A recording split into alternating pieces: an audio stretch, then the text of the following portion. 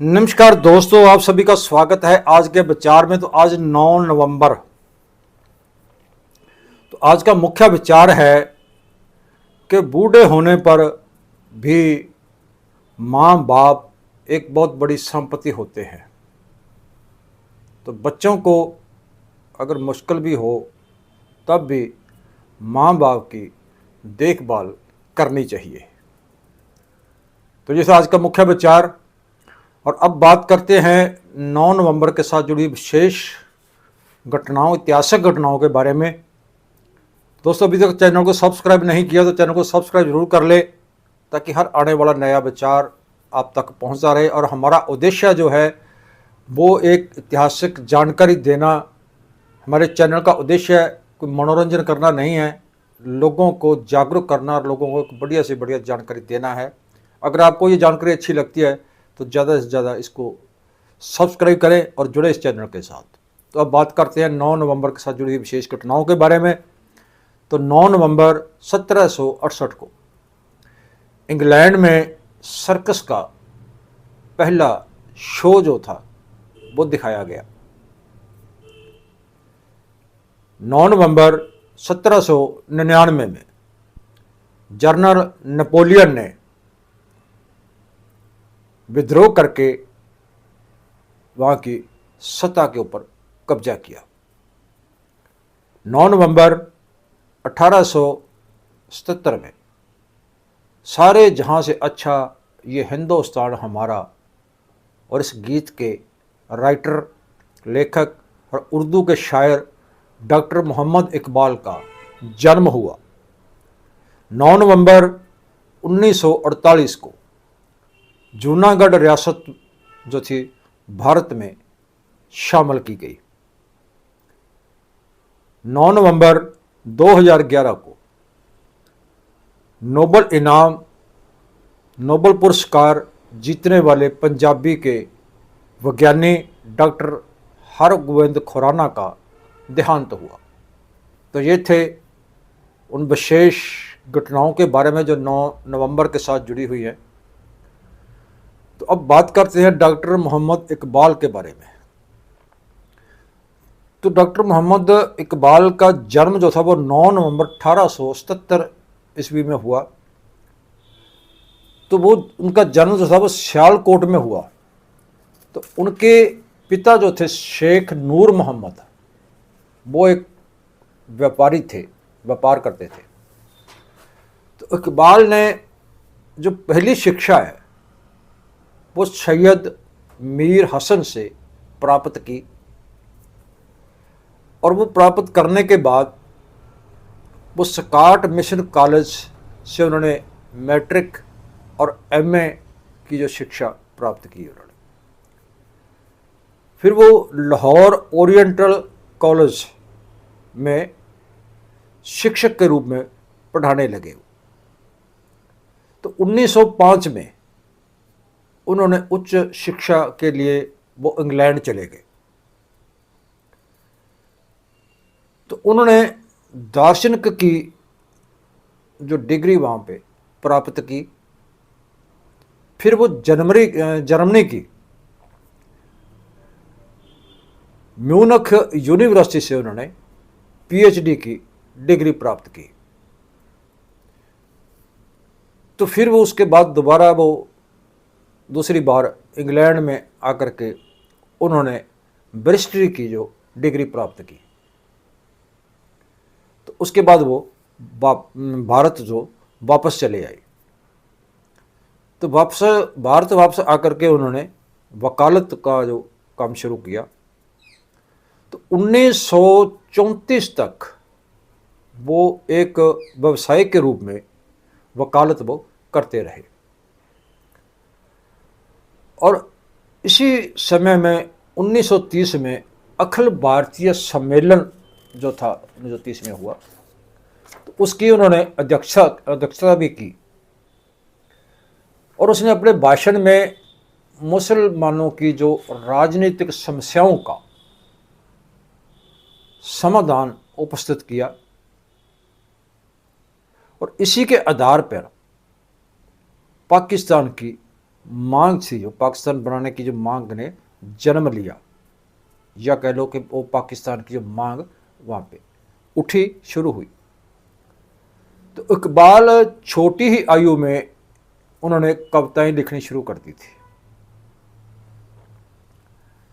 तो साहित्यिक गोष्ठियों में भाग लेना या सालाना बैठकों में अपनी कविताएं, नज़में, गीत लिख के वो स्टेज पर सुनाया करते थे। उनकी शायरी की जो 3 अवस्थाएं थी उनकी शायरी की। तो पहली अवस्था जो थी वो 1899 से 1905 में उसकी जो शायरी थी, उसकी शायरी में प्रेम प्रसंग ज़्यादा था। वो प्रेम प्रसंग में लिपि थी वो उसमें। तो दूसरी अवस्था में 1905 से 1908 तक यूरोप के प्रवास के दौरान जब वो यूरोप में रह रहे थे, तो वहाँ पर उन्होंने फारसी की ओर उनका जो झुकाव हुआ, तो फारसी उन्होंने सीखी। तो मुसलमानों को माननीय पुनर्जीवित करने का संदेश उसने दिया। तो तीसरी अवस्था जो थी उनकी शायरी की, वो थी 1908 से 1938 के दौरान।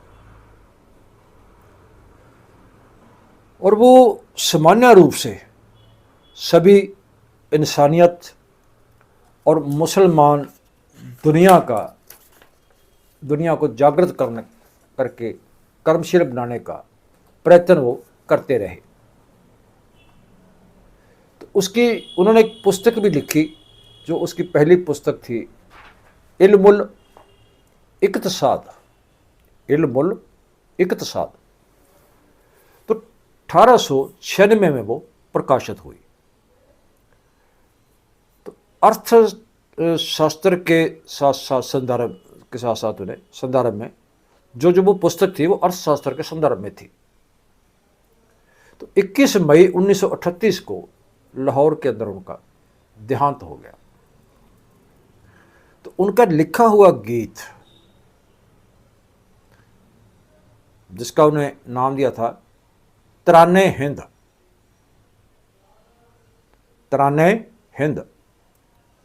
तो जो उन्हें लिखा था, सारे जहां से अच्छा ये हिंदुस्तान हमारा, जो आज भी बड़ा मकबूल है, बहुत लोकप्रिय है और आज भी वो गाया जाता है।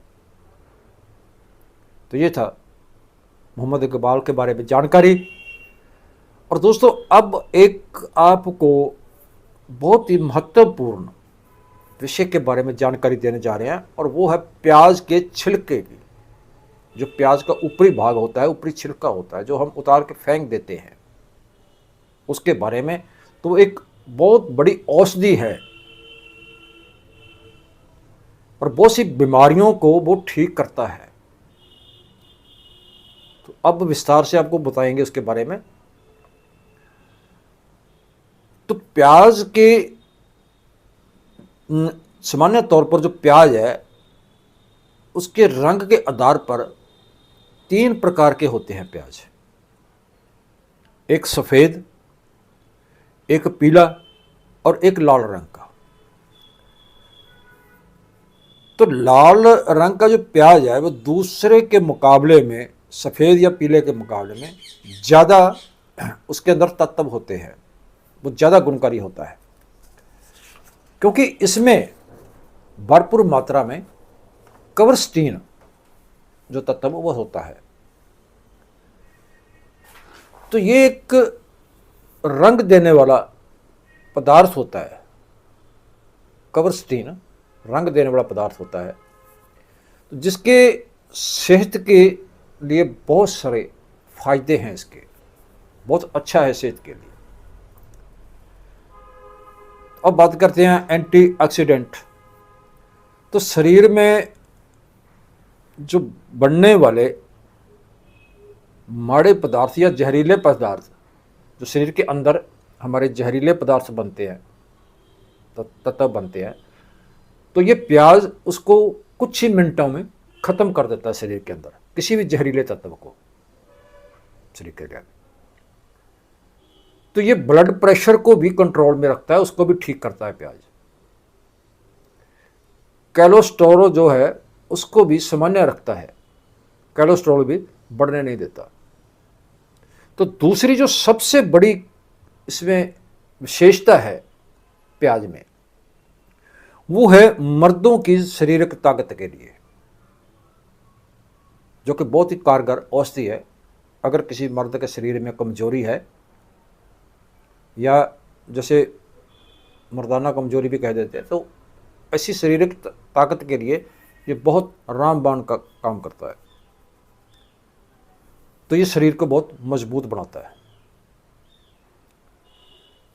इसी कारण कुछ धर्मों में, कुछ समुदाय में, फिरके में प्याज और लहसुन खाना मना है, क्योंकि उसका कारण ये है कि वो मनुष्य के जो हार्मोन हो जाए, मनुष्य की ताकत वाला जो हार्मोन हो जाए, उसको ज़्यादा बढ़ाता है ये।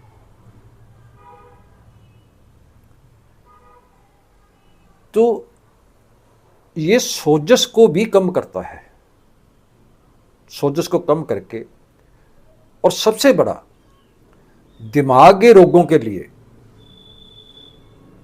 अगर किसी को डिप्रेशन की और छोटी मोटी दिमागी समस्याएं हैं, तो उसको भी ये बहुत ठीक करता है और उसको नॉर्मल करता है ये। तो जो ब्लड का प्रवाह है, खून का प्रवाह है, उसको ये तेज करता है। तो सबसे बड़ा जो कारगर है जो इसका, जैसे फेफड़े और ब्लड कैंसर के लिए भी ये बहुत ही फायदेमंद है। अगर किसी को ब्लड कैंसर होगा तो उसके अंदर भी उसके जो जहर है, जहरीले तत्व है, उसको भी बहुत काफ़ी हद तक ही ख़त्म करता है। एलर्जी, गाउट का दर्द भी कम करता है ये। तो इसमें और भी बहुत सारे जो फायदे हैं, तत्व हैं, जो और भी बहुत सारी बीमारियों को बात जो है ठीक करता है। तो कवरस्टीन जो तत्व है वो और फल और सब्जियों में भी होता है, लेकिन ज़्यादातर वो लाल रंग बड़ी किसी भी फल जो है, या सब्जी है, या फ्रूट है, तो उसके अंदर ज़्यादा होता है वो। और प्याज में तो सबसे ज़्यादा होता है, और सभी से ज़्यादा प्याज में होता है ये कवरस्टीन जो तत्व है। तो और जैसे लाल सेब, लाल वाइन, लाल अंगूर, लाल शिमला मिर्च, ग्रीन टी इत्यादि जो है, इनमें के अंदर भी ये कवरस्टीन जो है बहुत मात्रा में होता है, लेकिन सबसे ज़्यादा प्याज में होता है। तो लाल शिमला मिर्च जो है इसी कारण हरी या पीली मिर्च से ज़्यादा महंगी होती है। तो लाल प्याज में सबसे ज़्यादा कवरस्टीन होता है। और इसका जो छिलका है, जो ऊपर का छिलका है, जिसको उतार के हम फेंक देते हैं,